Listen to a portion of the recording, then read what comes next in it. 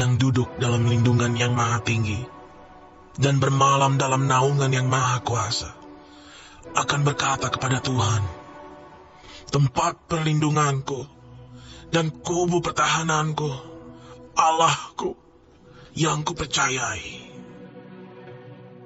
Sungguh, dialah yang akan melepaskan engkau dari jerat penangkap burung, dari penyakit sampar yang busuk.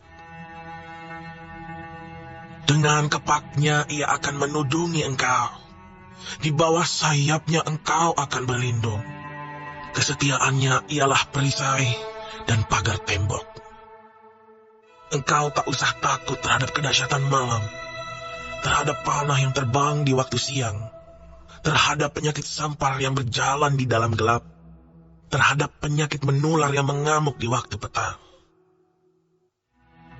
Walau 1000 orang rebah di sisimu, dan 10.000 di sebelah kananmu, tetapi itu tidak akan menimpamu. Engkau hanya menontonnya dengan matamu sendiri, dan melihat pembalasan terhadap orang-orang fasik.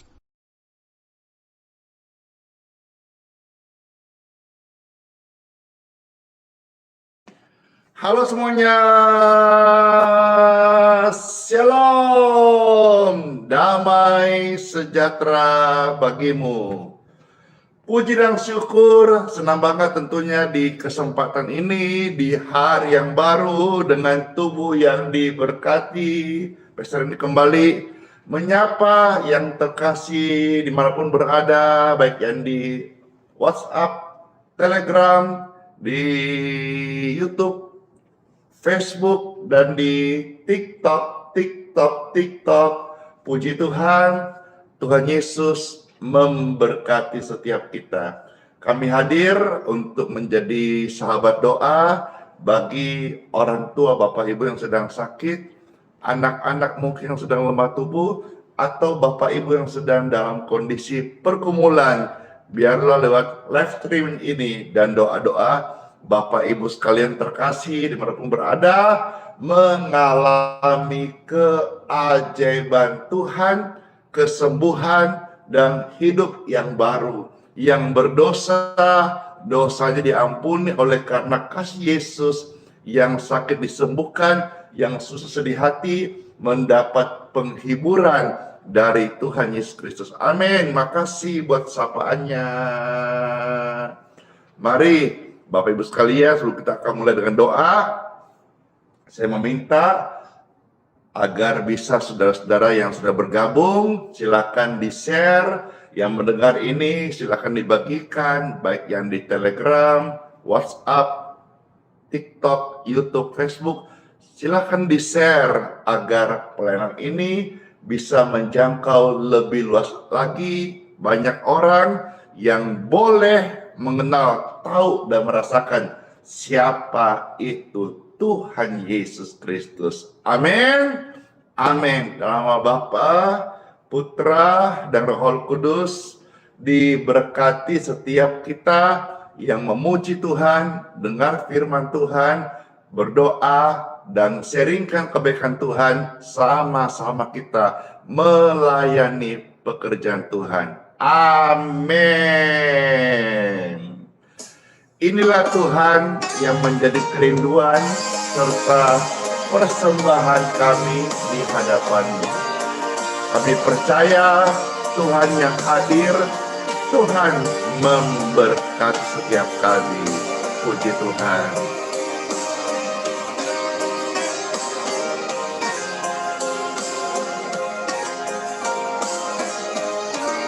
Persembahkan hanya ini Tuhan, permohonanku. Terimalah Tuhan persembahanku, pakailah hidupku sebagai alat-Mu seumur hidupku.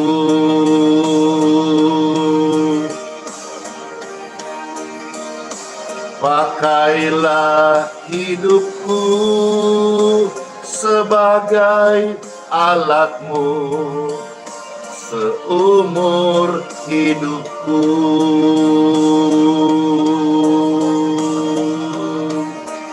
Hore! Yang terberkati, hore! Mana tap-tap layarnya?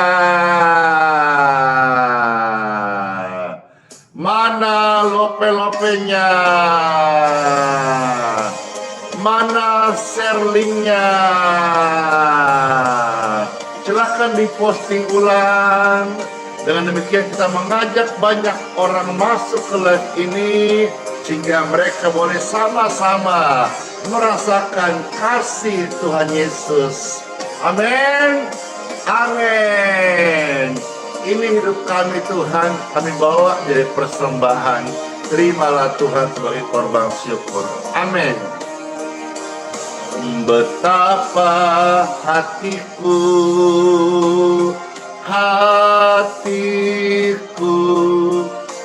berterima kasih Yesus.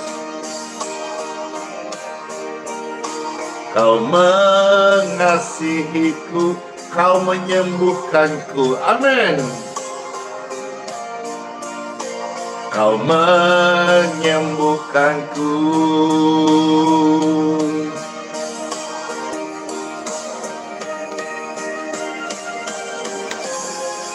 Ya, Tuhan Bapa yang baik menyentuh hati kita saat ini. Setiap kita yang lemah, yang sakit, yang sedih, dipulihkan oleh sentuhan. Pakailah hidupku sebagai alatmu seumur hidupku.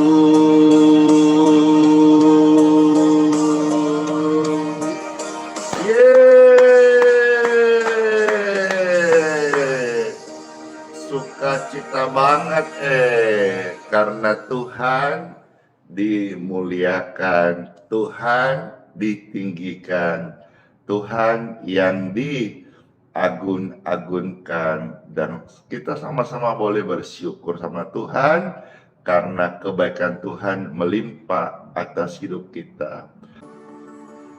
Pentingnya berbuat baik. Bahkan karena hal ini saya senantiasa tidak jemu-jemu menyampaikan bagi Bapak Ibu sekalian. Bahkan ada juga video-video singkat yang sudah menghiasi dunia medsos.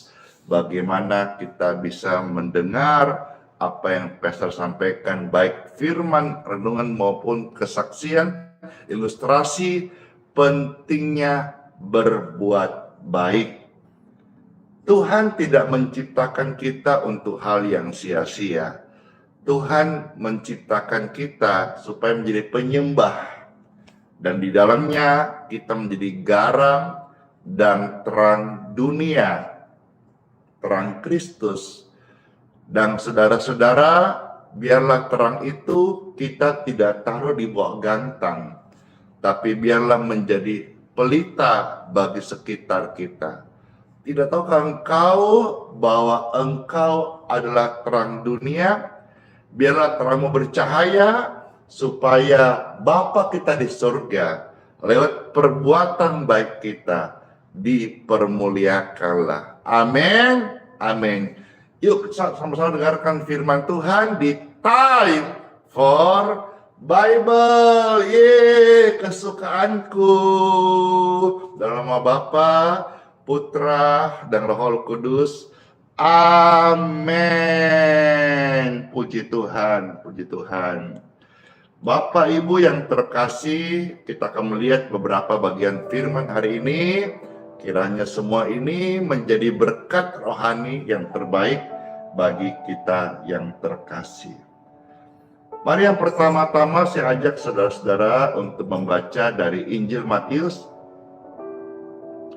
pasal yang kelima, ya, ayat 16. Puji syukur. Silakan diketik Matius pasal 5 ayat yang ke-16. Demikianlah sabda firman Tuhan Yesus ada tertulis. Selamat mendengarkan Bapak Ibu terkasih. Demikianlah hendaknya terangmu bercahaya di depan orang, supaya mereka melihat apa? Melihat perbuatanmu yang baik. Jadi perbuatan yang baik itu memang perlu diketahui oleh orang lain. Saudara mau dikenal sebagai orang jahat atau orang baik? Tuhan mau kita kebaikan itu menjadi semerbak wangi yang dirasakan oleh orang lain. Kau mau ngomong dirimu baik, tapi kebaikan Tuhan tidak dirasakan oleh orang di sekitarmu, itu belum. Nah, Tuhan mau kita ini bercahaya. Maksudnya perbuatanmu yang nyata tentang kasih itu harus benar-benar bisa dirasakan oleh orang lain. Dengan demikian, terang Kristus akan bercahaya dan orang-orang akan melihat, dan mereka melihat apa? Perbuatanmu yang baik, sehingga Bapa kita di surga yang akan dipermuliakan. Jadi kalau orang Kristen tidak baik, tidak boleh. Orang Kristen pelit, jangan layau. Orang percaya, orang Kristen, anak Tuhan Yesus, hamba Tuhan, apalagi harus nyata perbuatan kasih-Nya. Jangan pelit, jangan kikir. Ayo ketik rame-rame. Jangan pelit, jangan kikir. Ya. Karena jangan sampai kita menjadi orang-orang yang hanya taat kepada hukum Taurat, ya, tetapi tidak mengubah kita menjadi pribadi yang hidup dalam kasih. Ya, satu contoh, ada seorang pemuda datang kepada Yesus. Dia taat kepada hukum Taurat, tapi dia tidak berubah oleh karena kasih. Tuhan menguji hatinya. Apakah ketaatanmu itu karena sebuah agamawi, ataukah sudah menyentuh hatimu, diubah menjadi kasih? Kita melihat kisahnya di dalam Injil Matius pasal 19, ya. Mulai ayat 16 sampai dengan ayat yang ke-26. Wah, panjang ya. Baik, saya akan bacakan Injil Matius pasal 19 mulai ayat yang ke-16 sampai 26. Selamat mendengarkan, saudara bisa ketik ayat-ayat ini biar yang lain juga bisa ngikutin, ya. Matius 19 ayat 16 sampai 26. Selamat mendengarkan kisah dari seorang pemuda yang dia bertanya kepada Tuhan, bagaimana hidup yang sempurna? Dan di sini Tuhan menjawabnya, bagaimana hidupmu sempurna? Dan saya harus garis bawahi bahwa hidup yang sempurna yang Tuhan maksud adalah bagaimana hidup kita ini cair dengan kasih. bukan hanya sekedar dikenal orang agamawi dengan segala aturan-aturannya, tapi nggak mengubah hati kita cair, kasih itu mengalir. Baiklah, selamat mendengarkan dari Injil Matius 19, 16-26. Ada tertulis,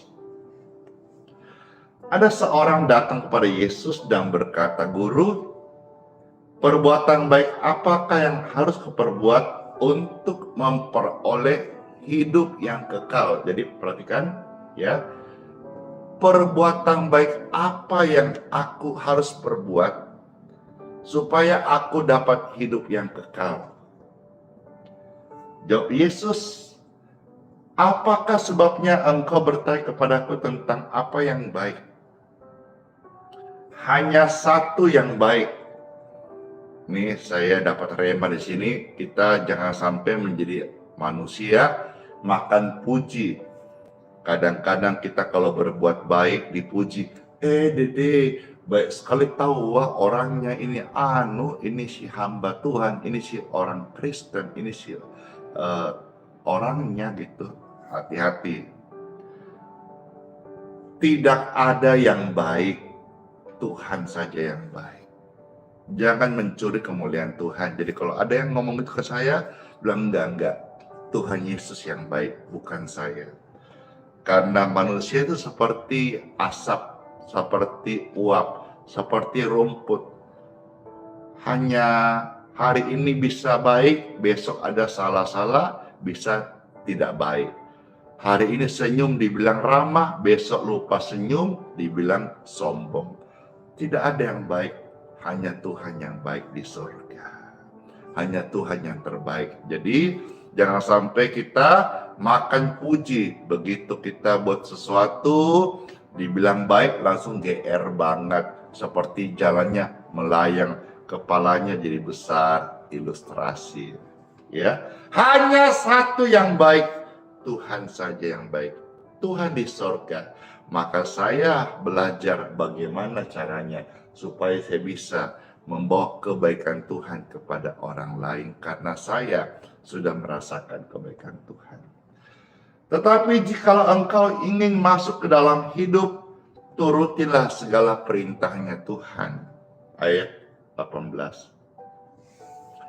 Kata orang itu kepadanya, "Perintah yang mana?" Kata Yesus, "Jangan membunuh, jangan berzina, jangan mencuri, jangan mengucapkan saksi dusta. Hormatilah ayahmu dan ibumu, kasihilah samamu manusia seperti dirimu sendiri." Nah, ayat 20 mengatakan, kata orang muda itu kepadanya, "Semuanya itu telah kuturuti. Apalagi yang masih kurang?" Nah, sebetulnya dia bertanya ini agak-agak sombong ya. Iya, maksudnya dia merasa saya sudah banyak berbuat sesuatu gitu. Di sini Yesus berkata, "Jikalau engkau hendak sempurna, pergilah, jualah segala milikmu dan berikanlah kepada orang-orang miskin, maka engkau akan beroleh harta di sorga.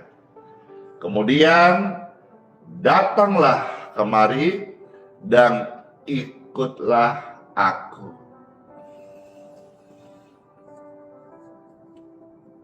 Ketika orang muda itu mendengar perkataan itu, pergilah ia. Kemana? Melakukan firman? Bukan. Pergi meninggalkan Tuhan. Pergi meninggalkan perintah Tuhan. Dia pergi dengan sedih. Kenapa? Karena ternyata banyak hartanya. Maka doa saya kepada Tuhan, Tuhan, janganlah kau beri kepadaku terlalu miskin, supaya Tuhan tidak dipermalukan. Tuhan, jangan juga kasih saya terlalu kaya sekali supaya tidak sombong. Biarlah hidup yang ada hari ini, anugerahmu saya syukurin. Dan bimbing pimping agar Andi Simon ini anakmu tetap menjadi Andi Simon seperti yang kau panggil, dan bahkan sampai aku pulang ke rumah Bapa di surga, tetaplah menjadi pribadi Andi Simon yang tidak pelit, tidak sombong, murah hati, murah senyum. Cie. Karena Tuhan Yesus ada di dalamku. Nah, dikisahkan orang ini terlalu banyak hartanya. Sebetulnya logikanya, banyak harta dia bagikan kepada orang miskin, kan sebetulnya jadi berkat banget. Semakin banyak orang terberkati. Saya bahkan ada kerinduan kemarin, rindu memberkati 5.000 keluarga miskin. Saya berdoa, saya hitung-hitung anggarannya. Wah, jikalau Tuhan izinkan bisa memberkati 5.000 keluarga miskin, saya belum dapat update data terbaru, tetapi jikalau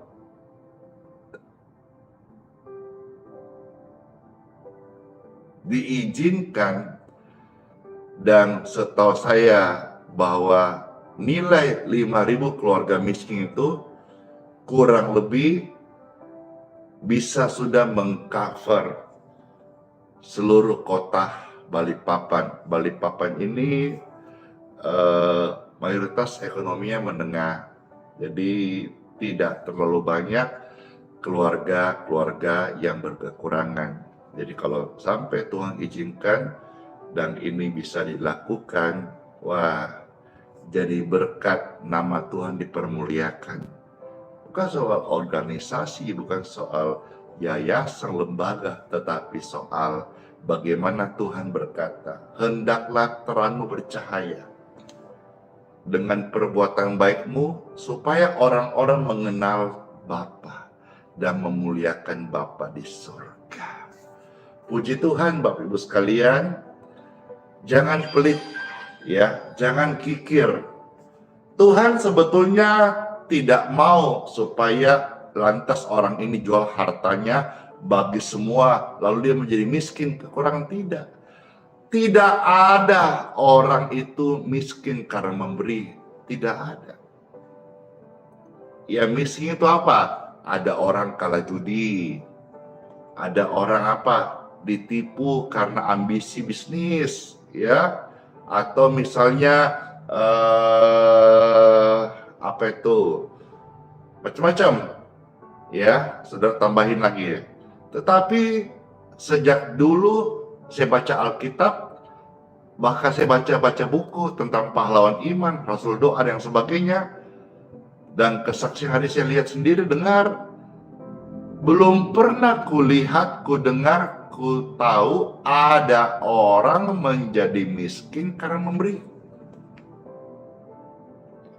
Malah yang ada, baik saya baca buku, kesaksian dan hari saya dengar, semakin diberkati hidupnya gitu.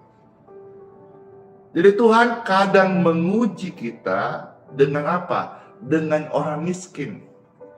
Apakah kita ini sebagai orang Kristen hanya sekedar melakukan firman letter-let saja, ataukah firman itu sudah mengubah kita gitu.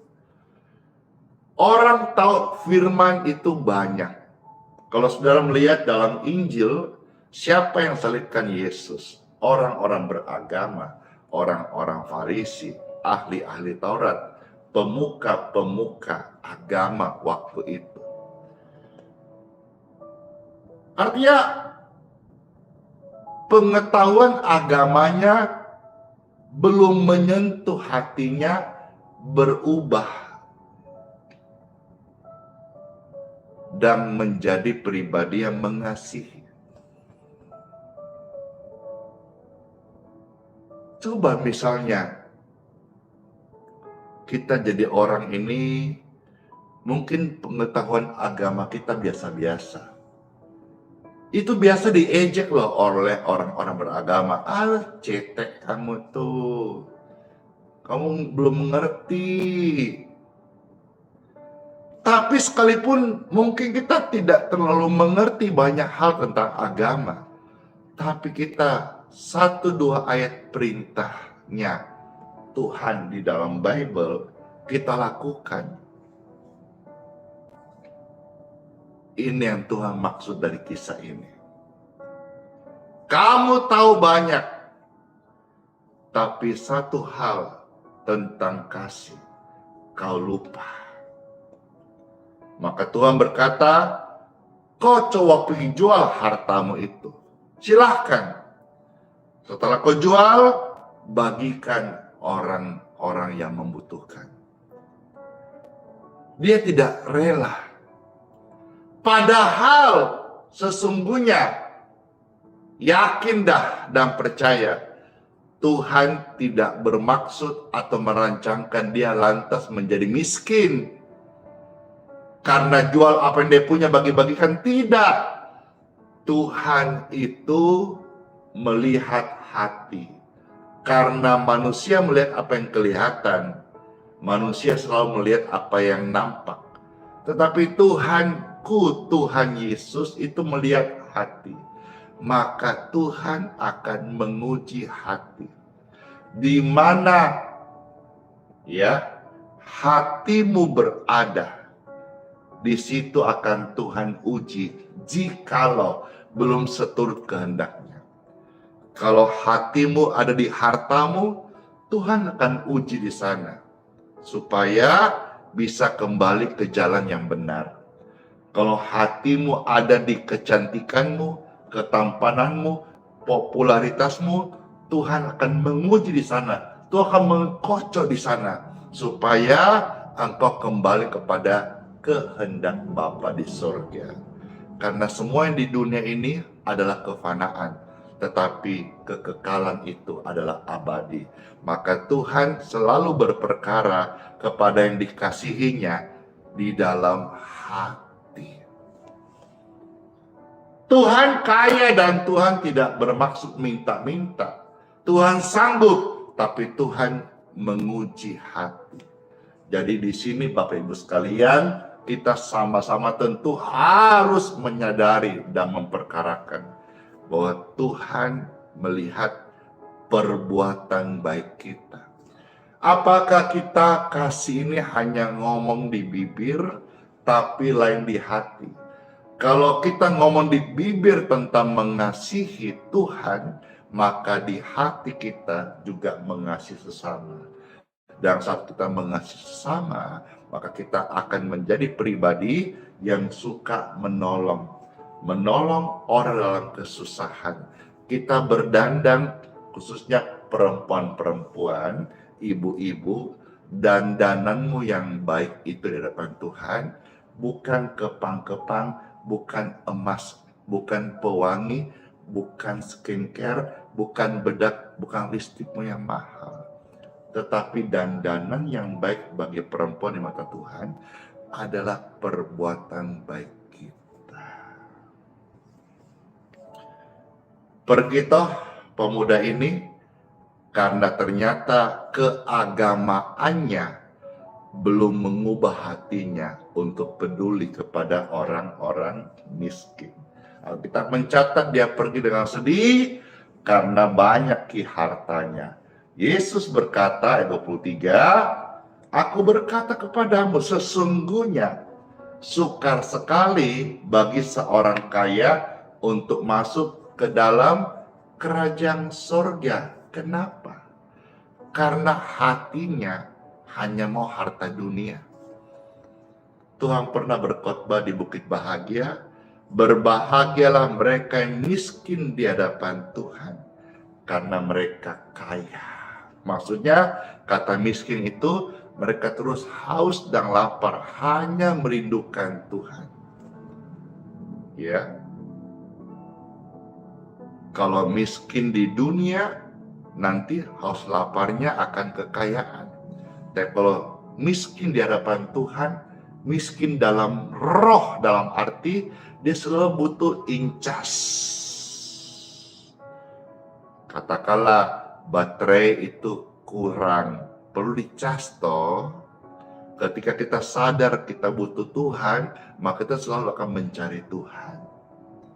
Tuhan suka dengan hati atau sifat-sifat manusia yang selalu merendahkan diri, selalu merasakan membutuhkan Tuhan, selalu tahu bahwa tanpa Tuhan kita nothing, tanpa Tuhan kita nggak bisa berbuat something, kita butuh selalu Tuhan.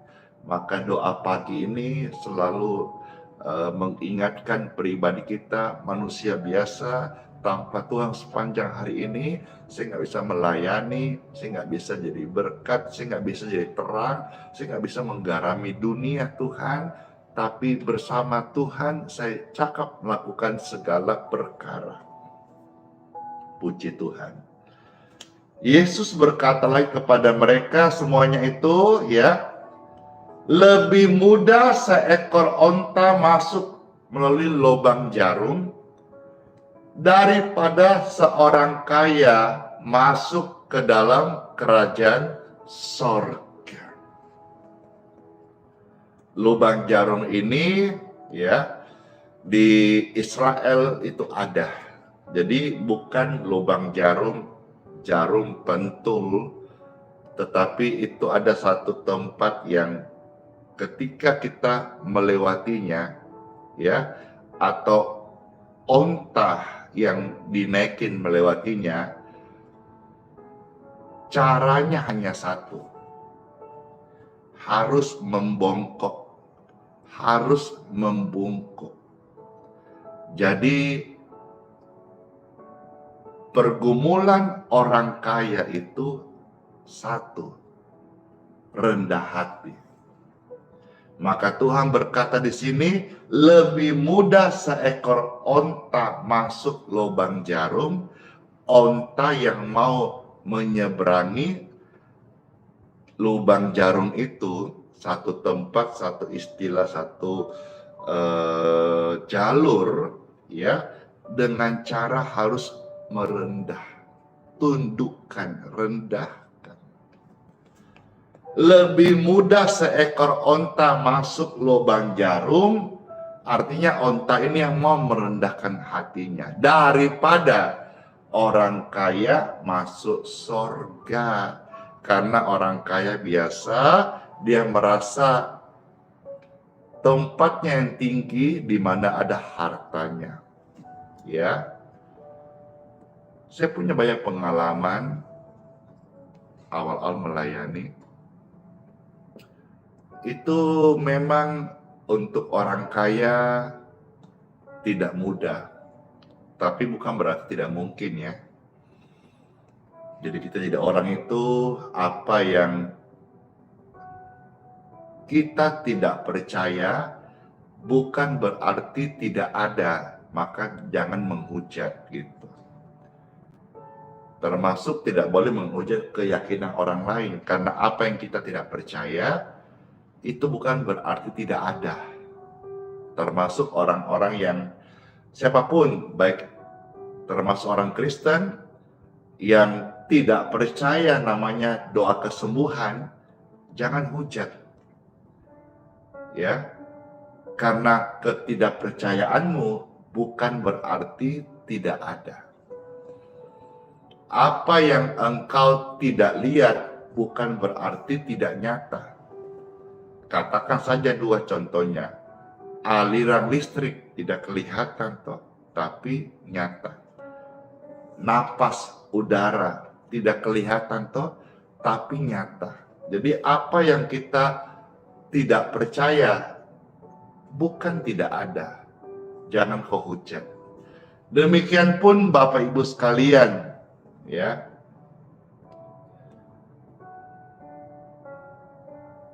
Tuhan selalu melihat hati kita.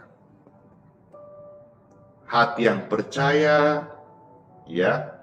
Hati yang mau melakukan firman Tuhan, hati yang mau dibentuk oleh Tuhan. Nah, orang-orang kaya, pengalamanku kalau melayani mereka, awal-awal melayani ya, itu masih lebih muda dari sekarang.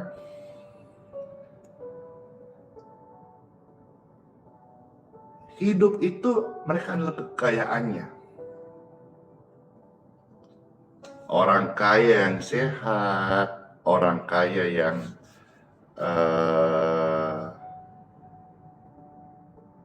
bisnisnya banyak gitu ya. Kita mau beritakan tentang kasih Yesus itu dalam pengalamanku itu tidak gampang. Oke. Tapi hari-hari saya melihat dalam pelayanannya di ladang Tuhan, orang kaya yang sakit itu kita gampang melayani. Kenapa?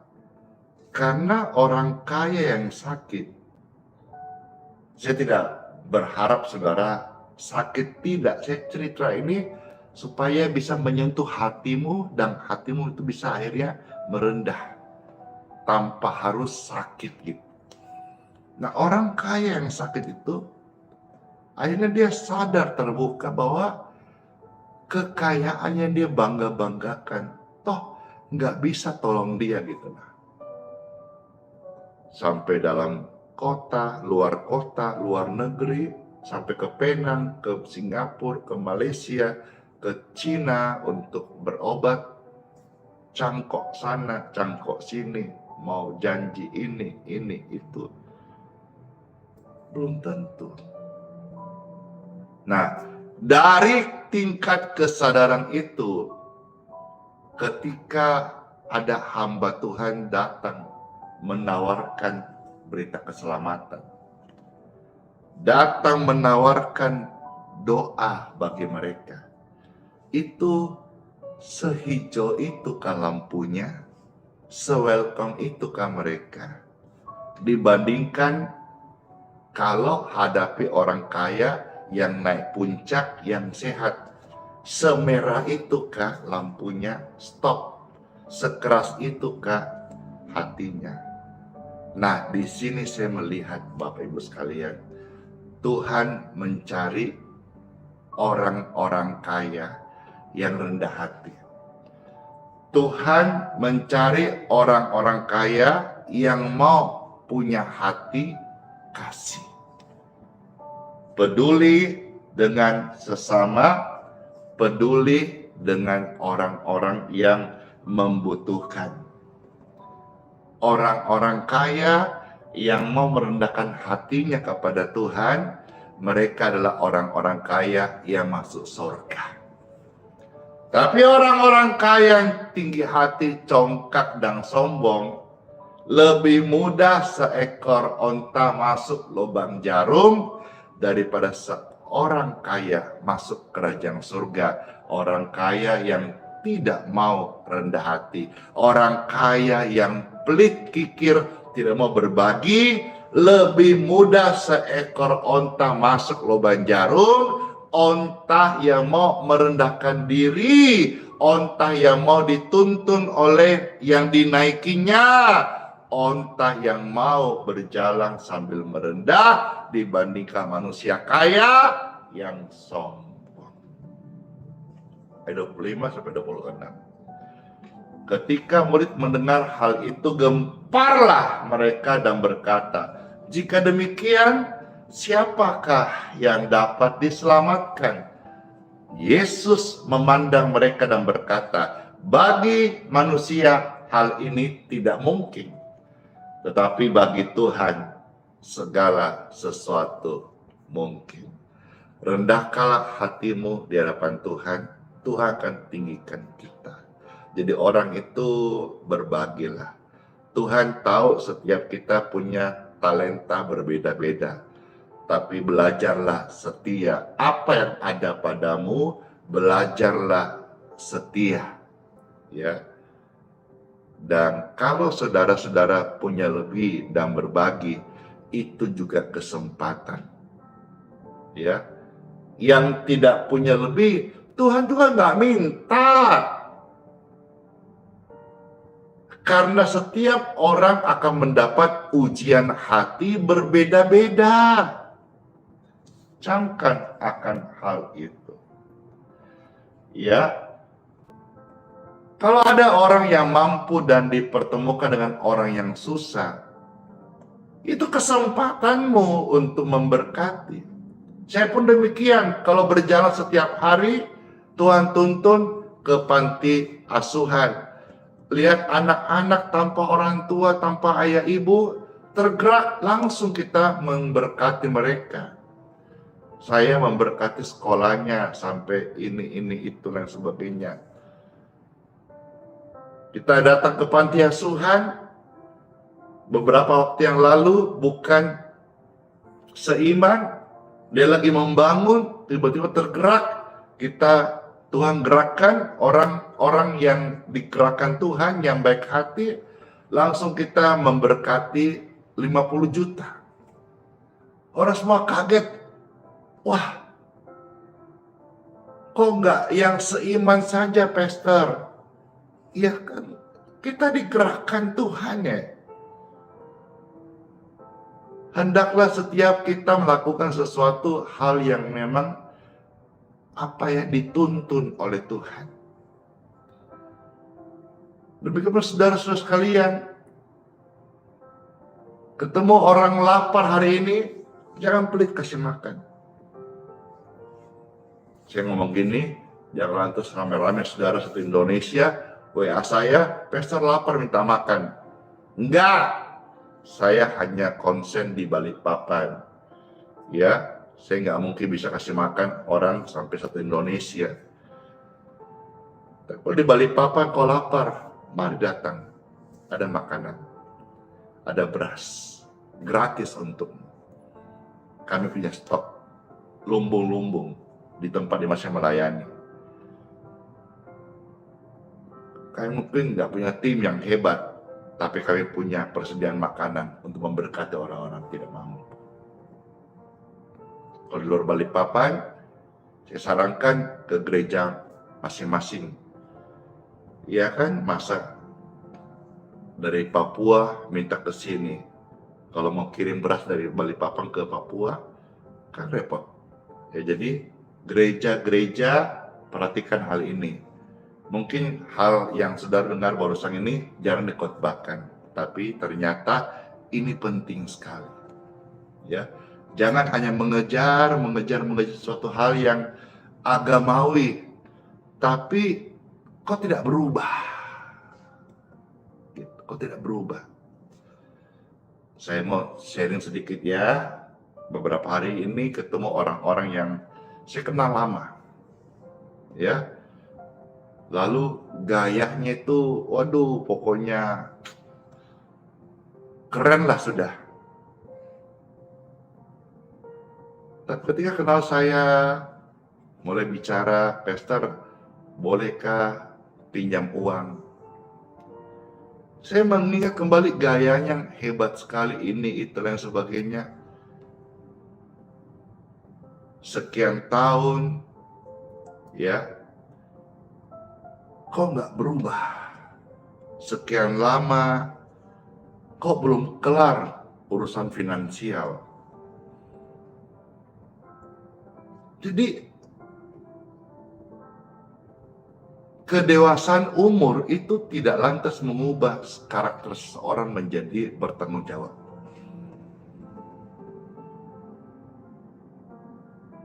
Saya ketika sharing ini kepada orang-orang dekat saya, kami semua itu prihatin.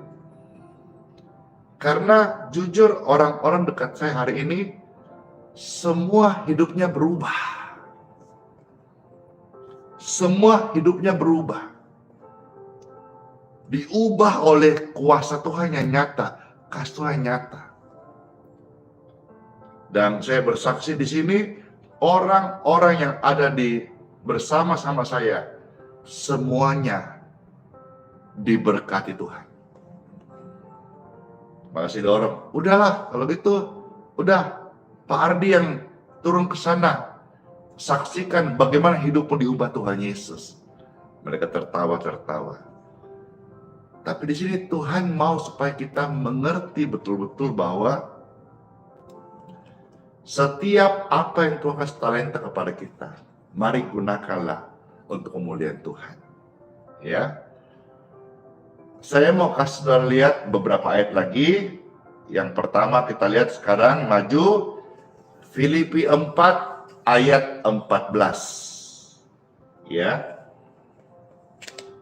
Di sini saya ajak saudara memperhatikan satu bagian singkat ini supaya kalau ada orang-orang susah, ya, ada orang dari siapapun dia, ada bencana alam kah, susah kah, kekurangan kah, ya.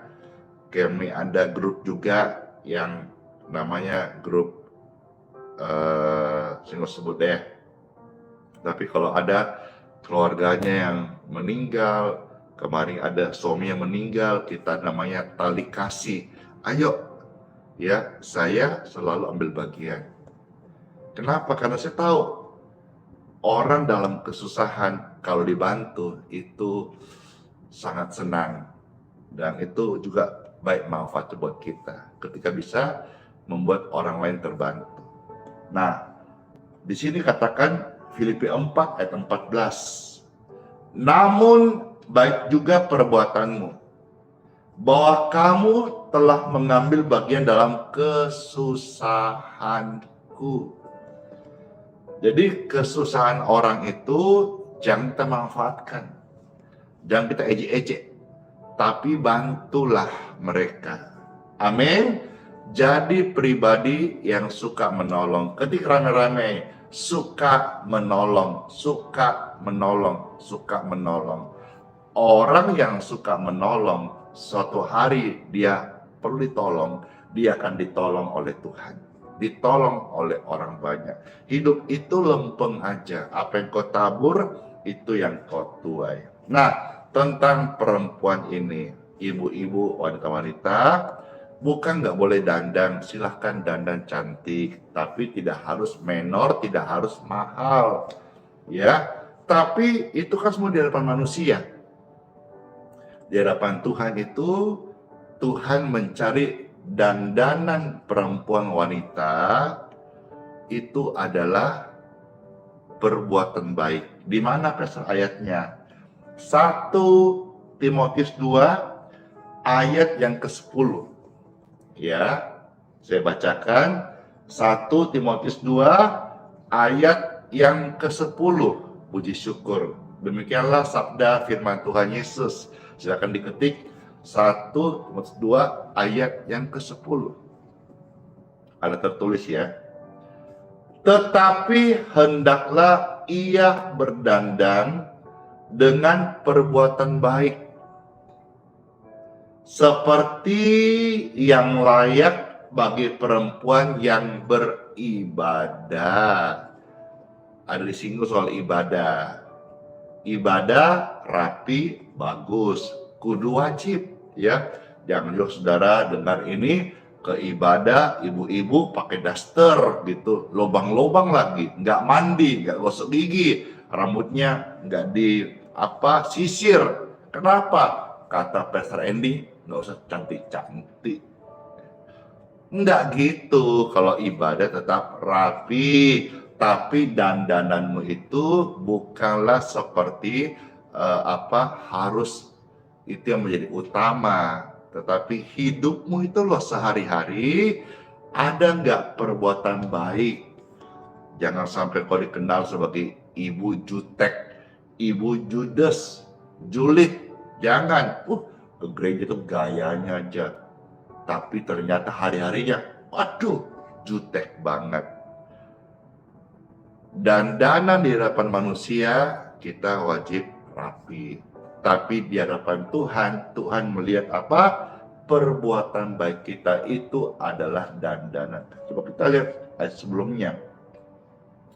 Ayat 9 apa? Dari 1 Timotius pasal 2. Demikian juga hendaknya perempuan hendaklah ia berdandan dengan pantas. Jadi pantas, bukan juga sembarangan ya, tapi bukan menor dan tidak harus mahal, tidak harus mehong-mehong ya. Tapi dengan sopan dan sederhana. Rambutnya tidak perlulah terlalu kepang-kepang ya. Tidak perlulah pakai emas atau mutiara. Dan juga bukanlah ukuran menjadi indah itu karena mahal. Jelas ya ayat 9-nya. Baik, jadi ini juga masukan bagi perempuan-perempuan, wanita-wanita, gadis-gadis ya, orang-orang percaya ketika engkau ke ibadah ataupun hidupmu yang Tuhan lihat apa? Yang Tuhan keker apa? Perbuatan baik. Satu lagi ya. 1 Petrus pasal 2 ayat yang ke-12. Puji Tuhan. 1 Petrus pasal 2 ayat yang ke-12. Ayo ketik rame-rame. 1 Petrus pasal 2 ayat 12. Puji Tuhan. Saya bacakan ya, dan ayat ini menutup renungan hari ini. Ada tertulis, milikilah cara hidup yang baik. Jadi kehidupan orang Kristen kudu baik ya. Di tengah-tengah bangsa bukan Yahudi, sekalipun di tengah-tengah kita ada lingkungan minoritas. Oke? Di lingkungan orang yang belum percaya Tuhan Yesus. Milikilah cara hidup yang baik agar kita bisa bersaksi. Kalau kita hidupnya nggak baik, gimana mau bersaksi gitu ya? Supaya apabila mereka memfitnah kamu sebagai orang durjana, ya mungkin engkau dikafir-kafirin kali, ya, disesat-sesatkan kali, ya terserah aja. Manusia punya mulut, punya hak, tapi setiap mulut kata-kata yang dia ucapkan sia-sia, tidak ada yang terlewatkan. Semua nanti akan dipertanggungjawabkan. Kalau sudah dibilang durjana, kafir, sesat, biarin aja. Toh mulut dia kita nggak bisa gembok. Toh kita ya skip aja, biarkan saja. Tapi mengenai kata sia-sia yang orang ucapkan kepada orang percaya, itu nanti akan mereka tanggung jawab sama Tuhan. Ketika mereka memfitnah kamu sebagai orang durjana, biarlah mereka dapat melihat dari perbuatan-perbuatanmu yang baik, yes, dan memuliakan Bapa pada hari Ia melawat mereka. Jadi penting berbuat baik. Terangmu itu jangan sampai kau taruh di bawah genteng, ya. Jadi hendaklah perbuatan baikmu diketahui semua orang. Tuhan sudah dekat. Kebaikanmu itu harus nyata. Orang Kristen itu harus terang benderang, harus bersinar. Ya, kalau hanya dalam gereja ngomong-ngomong soal kasih, luar gereja tidak dampak, jangan sampai kasihmu itu kasih yang hanya di mulut. Jangan sampai kasih yang diselubungi kemunafikan. Saya ngomong panjang lebar, tapi kira waktu yang sudah tersedia ini dan saya harus selesai dan masuk dalam sisi doa. Bisa saudara-saudara dapatkan firman ini. Kalau saudara terberkati, tolong di-share. Kalau saudara terlewati, tolong ditonton ulang di YouTube. Ya, karena di TikTok tidak menyimpan. Di Facebook juga boleh. Dan kalau saudara terberkati di Facebook, silakan di-follow halaman Pastor Andi Simon ini. Yang live ini, hati-hati banyak akun yang palsu. Baik, mari kita mengucap syukur. Tuhan Yesus, puji dan syukur, terima kasih karena Alkitab yang kami baca, Bible, surat cinta Tuhan Yesus bagi setiap kami, sangat memberikan kemanisan dalam hidup kami dan melatih kami, mengajak kami untuk menjadi terang dan hidup penuh kasih dan mau melakukan perbuatan baik. Diberkatilah setiap mereka yang sudah mendengar firman-Mu, yang bertelinga dan setia melakukannya. Dalam nama Tuhan Yesus Kristus. Amin.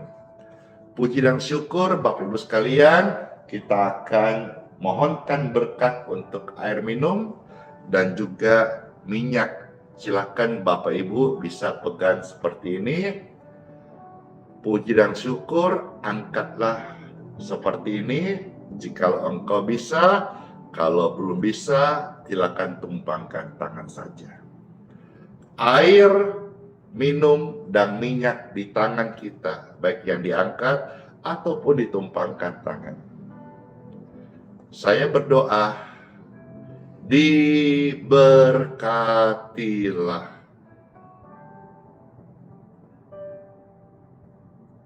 oleh Tuhan Yesus di dalam nama Yesus Kristus, Tuhan yang ajaib.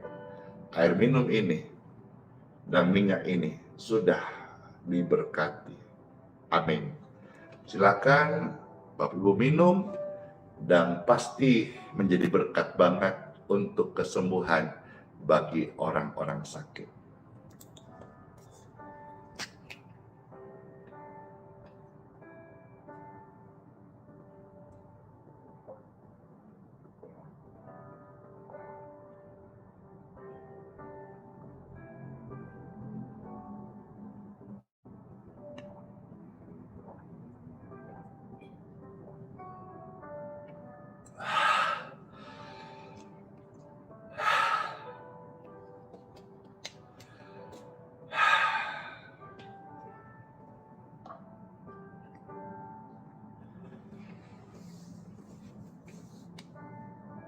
Segar banget.